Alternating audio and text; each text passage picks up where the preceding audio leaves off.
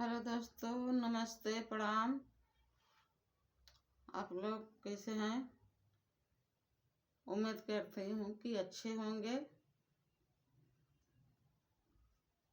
मैं एक बनना बनने वाला परसने वाला गीत गाने चल रही हूँ। मेरा गीत सुनना, फॉलो करना, शेयर करना, लाइक करना, कमेंट करना। के करे हाथे आलर झालर, के करे हाथे बीराजी, के करे हाथे सोनिक मूसर पर छाउली लरजी, के करे हाथे सोनिक मूसर पर छाउली लरजी, के करे हाथे सोनिक मूसर पर छाउली लरजी, के करे हाथे सोनिक मूसर। मालिन हाथे आलर झालर, बरैन हाथे बीराजी, मम्मी हाथे सोनिक मूसर पर छाउली लरजी, मम्मी हाथे सोनिक मूसर पर छाउली लरजी, मम्मी हाथे सोनिक मूसर पर छाउली लरजी, के करे हाथे आलर झालर, के करे हाथे बीराजी, के करे हाथे सोनिक लोढ़ा का पार छाउली लरजी, के करे हाथे सोनिक लोढ़ा पार छाउली लरजी, के करे हाथे सोनिक लोढ़ा पार छाउली लरजी, के करे हाथे आलर झालर, के करे हाथे बीराजी,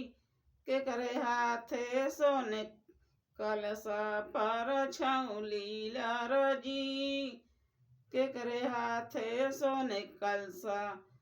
पर छाउली लरजी। बरैन हाथे आलर झालर, मालिन हाथे आलर झालर, बरैन हाथे बीराजी, मम्मी हाथे सोनिक कलसा पर छाउली लरजी, मम्मी हाथे सोनिक कलसा पर छाउली लरजी, के करे हाथे आलर झालर, के करे हाथे बीराजी, के करे हाथे सोनिक कलसा पर छाउली लरजी, के करे हाथे आलर झालर, के करे हाथे बीराजी, के करे हाथे सोनिक आरती पर छाउली लरजी, के करे हाथे सोनिक आरती पर छाउली लरजी। मालिन हाथे आलर झालर, बरैन हाथे बीराजी, मम्मी हाथे सोनिक सूप पर छाउली लरजी, मम्मी हाथे सोनिक आरती पर छाउली लरजी, के करे हाथे आलर झालर, के करे हाथे बीराजी, के करे हाथे सोनिक आंचल पर छाउली लरजी, के करे हाथे सोनिक आंचल